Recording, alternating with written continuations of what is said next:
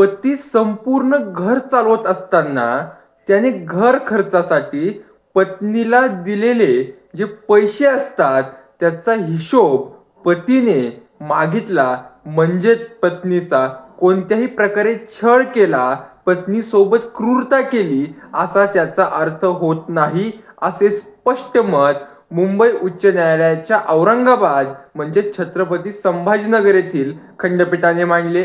न्यायालयाने असे म्हणले आहे की घर खर्चासाठी दिलेल्या रकमेचा हिशोब मागणे हे घरगुती व्यवस्थापनाचा भाग असू शकते. केवळ हिशोब विचारला म्हणून 498 सारखे छळाचे कोणत्याही प्रकारचे सेक्शन लावता येणार नाही. जोपर्यंत पतीचे वागणे हे पत्नीला आत्महत्येस प्रवृत्त करणारे किंवा गंभीर शारीरिक मानसिक इजा पोहोचवणारे नसते, तोपर्यंत अशा सामान्य वादांना क्रूरता म्हणता येणार नाही, हे न्यायालयाने स्पष्ट केले. धन्यवाद.